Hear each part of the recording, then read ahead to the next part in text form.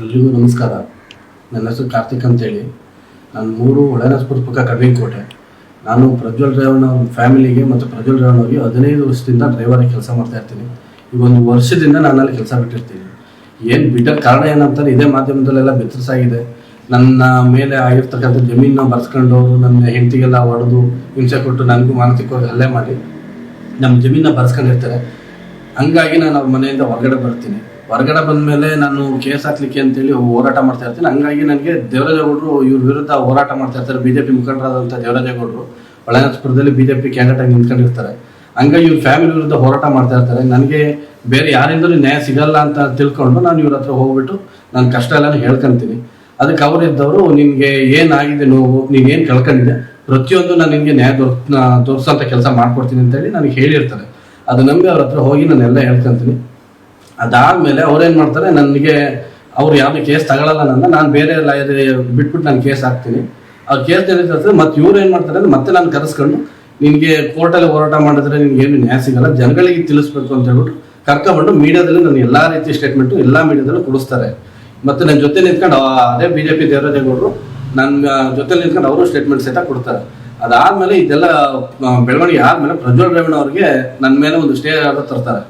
ಇವರು ಯಾವುದೇ ರೀತಿ ಒಂದು ಫೋಟೋ ಆಗಲಿ ವಿಡಿಯೋ ಆಗಲಿ ರಿಲೀಸ್ ಮಾಡಬಾರ್ದು, ಅಶ್ಲೀಲವಾಗಿರೋದು ಅಂತ ಹೇಳ್ಬಿಟ್ಟು ಪ್ರಜ್ವಲ್ ರೇವಣ್ಣ ನನ್ನ ವಿರುದ್ಧ ಸ್ಟೇ ತರ್ತಾರೆ.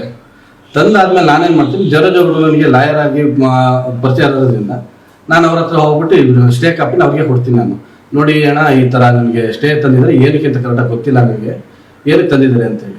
ಅದಕ್ಕೆ ಅವ್ರಿದ್ರು, ನಿನ್ನ ಹತ್ರ ಯಾವುದೋ ಫೋಟೋ ವಿಡಿಯೋ ಇದೆಯಂತೆ, ಅದಕ್ಕೋಸ್ಕರ ಅವರು ಸ್ಟೇ ತಂದಿದ್ದಾರೆ ಅಂತ ಹೇಳ್ತಾರೆ. ನನ್ನ ಹತ್ರ ಇದೆ ಅಂತ ಅವ್ರಿಗೆ ಯಾರು ಹೇಳ್ದವ್ರು ಅಂತೀನಿ.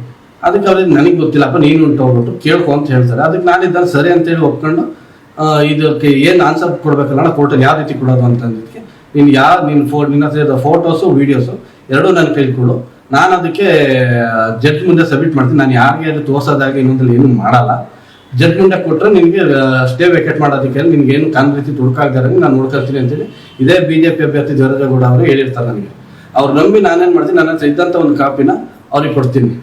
ಅವ್ರು ಅದನ್ನು ಯೂಸ್ ಮಾಡ್ಕೊಂಡು, ಅವ್ರು ಸ್ವಾರ್ಥಕ್ಕೆ ಯೂಸ್ ಮಾಡ್ಕೊಂಡ್ರು, ಏನಕ್ಕೆ ಯೂಸ್ ಮಾಡ್ಕೊಂಡು ನನಗಂತೂ ಗೊತ್ತಿಲ್ಲ. ಕೊಟ್ಬಿಟ್ಟು ನಾನು ವಕಾಲತಿಗೆಲ್ಲ ಸೈನ್ ಮಾಡಿಬಿಟ್ಟು ಕೇಸನ್ನ ಮೂವ್ ಮಾಡಿ ಅಂತ ಹೇಳ್ಬಿಟ್ಟು ಬರ್ತೀನಿ. ಅವ್ರೇನು ಮಾಡ್ತಾರೆ, ಕೇಸ್ನೇ ಮೂವ್ ಮಾಡಿರೋದಿಲ್ಲ, ಹಂಗೆ ಇರುತ್ತೆ. ಇನ್ನೊಂದು ತಿಂಗಳಾದ್ಮೇಲೆ ನಾನು ಮತ್ತೆ ಹೋಗಿ ಕೇಳ್ತೀನಿ, ಏನಾಯ್ತಣ್ಣ ಇದು ಕೇಸು ಅಂತ ಹೇಳ್ಬಿಟ್ಟು ಕೇಳ್ತೀನಿ. ಅದಕ್ಕೆ ಅವರಿದ್ದರು, ಇಲ್ಲ ಇದು ಸದ್ಯಕ್ಕೆ ಹೀಗೆ ಮಾಡೋಕ್ಕಾಗಲ್ಲ, ಮುಂದೆ ನೆಕ್ಸ್ಟ್ ಸ್ಟೆಪ್ ನೋಡೋಣ, ಇರೋ ಒಂದು ಸ್ವಲ್ಪ ದಿವಸ ವೆಯ್ಟ್ ಮಾಡೋಣ ಅಂತ ಹೇಳ್ಬಿಟ್ಟು ಹೇಳ್ತಾರೆ. ಅಂತ ಹೇಳಿದ್ಮೇಲೆ ನಾನು ಹಂಗೆ ಸರಿ ಅಂತ ಸುಮ್ಮನೆ ಹಾಕ್ತೀನಿ. ನಾನು ಮತ್ತೇನು ಇದು ಮಾಡೋಕ್ಕೆ ಹೋಗಲ್ಲ ಅವ್ರ ಹತ್ರ. ಮತ್ತೆ ನಾನು ಅವ್ರ ಹತ್ರ ಏನು ಕಾಪಿ ಕೊಟ್ಟಿರ್ತೀನಿ ಅದು ಆ ಕಾಪಿ ಅವರೇ ಇಟ್ಕೊಂತಾರೆ. ಮತ್ತೆ ಕೇಳ್ತೀನಿ ನಾನು, ಇಲ್ಲ ಇದು ಕೋರ್ಟಿಗೆ ಸಬ್ಮಿಟ್ ಮಾಡಬೇಕು, ನನ್ನ ಹತ್ರ ಇರಲಿ ಬಿಡು ಅಂತ ಹೇಳ್ತಾರೆ. ನಾನು ಮತ್ತೆ ಕೇಳಕ್ಕೆ ಹೋಗಲ್ಲ. ಈಗ ಮೊನ್ನೆ ಅವರೇ ಮತ್ತೆ ಪ್ರೆಸ್ ಮೀಟ್ ಮಾಡಿಬಿಟ್ಟು ಈಗ ಒಂದು 6 ತಿಂಗಳು ಮತ್ತೆ ಅವರೇ ಪ್ರೆಸ್ ಮೀಟ್ ಮಾಡ್ತಾರೆ. ಇವ್ರದ್ದು ರೇವಣ್ಣ ಫ್ಯಾಮಿಲಿದು ಡಿಸ್ಟ್ರಿಬ್ಯೂಟ್ ಏನೋ ಜಗಳ ಆಗುತ್ತೆ. ಅವಾಗ ಹೇಳ್ತಾರೆ ಇವರೇನೆ, ನಾನು ಸರ್ಕಲ್ LED TV ಹಾಕಿ ಎಕ್ಸ್ಪೋಸ್ ಮಾಡ್ತೀನಿ, ನಿಮ್ದೆಲ್ಲರೂ ಜಾತಕನ ರಾತ್ರಿಯಲ್ಲೆಲ್ಲ ತೆಗಿತೀನಿ ಅಂತ ಹೇಳ್ತಾರೆ.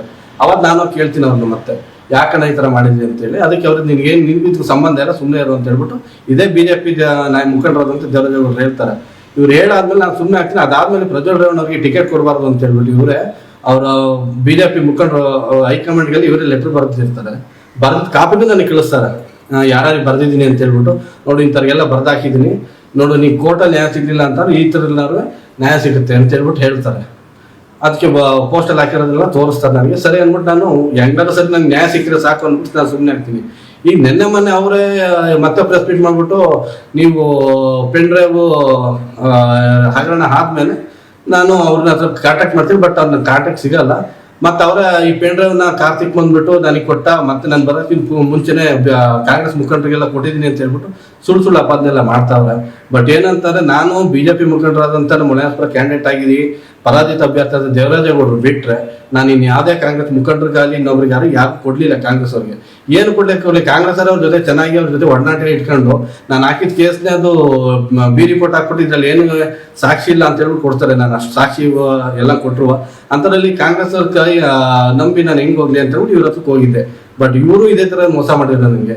ಈಗ ಮೊನ್ನೆ ನಡೀತಾರ ವಿದ್ಯಮಾನ ಏನಂತಾನೆ, ಇವ್ರು ಬಂದ್ಬಿಟ್ಟು ಪೆನ್ ಡ್ರೈವ್ ಇವರೇ ಹಂಚಿದ್ರು, ಇನ್ನೊಬ್ರು ಕೊಟ್ಟು ಹಂಚ್ಕೊಂಡ್ರು, ಬಿಜೆಪಿ ಹಂಚ್ಕೊಂಡವ್ರು ನನಗೆ ಗೊತ್ತಿಲ್ಲ. ಬಟ್ ಇವ್ರು ಒಬ್ರಿಗೆ ಬಿಟ್ಟರೆ ನಾನು ಯಾರು ಕಾಪಿ ಕೊಟ್ಟಿಲ್ಲ. ಈಗ ನೋಡ್ರಿ ಅವ್ರು ಬಚಾವಾದಕ್ಕೋಸ್ಕರ ನನ್ನ ಮೇಲೆ ಇಲ್ದಾರ ಅಪವಾದ ಹೊರಿಸ್ತಾರೆ. ಕಾಂಗ್ರೆಸ್ಸರಿಗೆ ಕೊಟ್ಟಿದ್ದಾರೆ, ಇನ್ನೊಬ್ರಿಗೆ ಕೊಟ್ಟಿದ್ದಾರೆ. ನಾನು ಕಾಂಗ್ರೆಸ್ಸಿಗೆ ಕೊಡೋದಾಗಿರೋ ಸ್ವಾಮಿ, ನಾನು ಯಾಕೆ ನಿಮ್ಮ ಹತ್ರ ಬರ್ತಿದ್ದೇನೆ ಕೇಳೋದಕ್ಕೆ? ಅದಕ್ಕೋಸ್ಕರ ಇದಾಗಿರೋ ಅನ್ಯಾಯಗಳನ್ನೆಲ್ಲನೂ ನಾನು 15 ವರ್ಷ ಅವ್ರ ಮನೇಲಿದ್ದು ನೋಡಿದ್ದೀನಿ. ಅವ್ರು ಏನೇನು ಮಾಡಿದ್ದಾರೆ, ಯಾರು ಬಂದಿದ್ದಾರೆ, ಯಾರು ಹೋಗಿದ್ದಾರೆ, ಎಲ್ಲ ನನಗೂ ಅವ್ರು ಒಳ್ಳೇದು ಕೆಟ್ಟದ್ದು ಎಲ್ಲ ನಾನು ನೋಡಿದ್ದೀನಿ. ಅದಕ್ಕೆ ನನಗಾಗಿರೋ ಅನ್ಯಾಯ ಇನ್ಯಾರಿಗೂ ಆಗಬಾರ್ದು ಅಂತೇಳಿ ಅವತ್ತು ನಾನು ಪ್ರೆಸ್ ಮೀಟ್ ಮಾಡಿದ್ದೆ. ಅದಕ್ಕೋಸ್ಕರ ಈಗ ಮೊನ್ನೆ ನಮ್ಮ ಜೊತೆಲಿ ಕೆಲಸ ಮಾಡ್ತಿದ್ದಂತ ಒಬ್ರು ಪ್ರೆಸ್ ಮೀಟ್ ಮಾಡಿದ್ದಾರೆ. ಅದಕ್ಕೋಸ್ಕರ ಅವ್ರಂಗೆ ಬೇರೆಯವರು ಬಂದು ಹೊರಗಡೆ ಬಂದು ಮಾಡಿ ಅಂತ ಕೇಳ್ತೀನಿ. ಈಗ ಇದಕ್ಕೋಸ್ಕರನೇ ನಾನು SIT ಮುಂದೆ ಇವತ್ತು ನಾನು ಹಾಜರಾಗಿ ನನ್ನ ಹತ್ರ ಇರೋ ಡಾಕ್ಯುಮೆಂಟ್ ಎಲ್ಲ ಸಬ್ಮಿಟ್ ಮಾಡಿ ನನಗೇನು ಗೊತ್ತಿದೆ ಅದೆಲ್ಲ SIT ಮುಂದೆ ಹೇಳ್ಕೊಂತೀನಿ. ಇದರಿಂದ ನ್ಯಾಯ ಸಿಗುತ್ತೆ ಅಂತ ಅನ್ಕೊಂಡಿದ್ದೀನಿ. ಇದಾದ ನೆಕ್ಸ್ಟ್ ಸ್ಟೆಪ್ ನಾನು ಕೂಲಂಕುಷವಾಗಿ SIT ಮುಂದೆ ಬಂದಾದ್ಮೇಲೆ ಮೀಡಿಯಾದ ಮುಂದೆ ಇದೇ ನಿಮ್ಮ ಮಾಧ್ಯಮದ ಮುಂದೆ ಬಂದು ನಾನೆಲ್ಲಾನು ವಿವರವಾಗಿ ಹೇಳ್ಕೊಳ್ಳೋಂಥ ಕೆಲಸ ಮಾಡ್ತೀನಿ. ದಯಮಾಡಿ ಇದರಲ್ಲಿ ಯಾವುದೇ ಒಂದು ಕಾಂಗ್ರೆಸ್ ನಾಯಕರುಗಳನ್ನ ಆಗಲಿ ಇನ್ನೊಬ್ಬರಲ್ಲಿ ಯಾರು ಬೆಳೆಸಬೇಡಿ. ಬಟ್ ನಾನು ರಾಜಕಾರಣ ಇಂಟ್ರೆಸ್ಟ್ ಇಲ್ಲ, ನಾನು ರಾಜಕಾರಣ ವ್ಯಕ್ತಿನೂ ಅಲ್ಲ. ನಾನು BJP ಮುಖಂಡರು ದೇವರದವರು ಬಿಟ್ರೆ ಇನ್ಯಾರಿಗೂ ಒಂದು ತುಣುಕು ನಾನು ಯಾರಿಗೂ ಕೊಟ್ಟಿಲ್ಲ. ದಯಮಾಡಿ ಆ ಥರ ಯಾರು ಅಂದ್ಕೊಂಡ್ರೆ ದಯಮಾಡಿ ಕ್ಷಮಿಸಿ. ಇದ್ರ ಬಗ್ಗೆ ಎಲ್ಲ ನಾನೇ ಬಂದು ಮೀಡಿಯಾದಲ್ಲಿ ಹೇಳೋಂಥ ಕೆಲಸ ಮಾಡ್ತೀನಿ. ಇವತ್ತು SIT ಹೋಗ್ತಾ ಇದ್ದೀನಿ, ಹೋಗ್ಬಿಟ್ಟು ಬಂದು ಎಲ್ಲ ಕೆಲಸನೂ ನೆಕ್ಸ್ಟ್ ಏನು ತಗೊಂತೀನಿ ಮಾಧ್ಯಮದ ಮುಂದೆ ಹೇಳೋಂಥ ಕೆಲಸ ಮಾಡ್ತೀನಿ.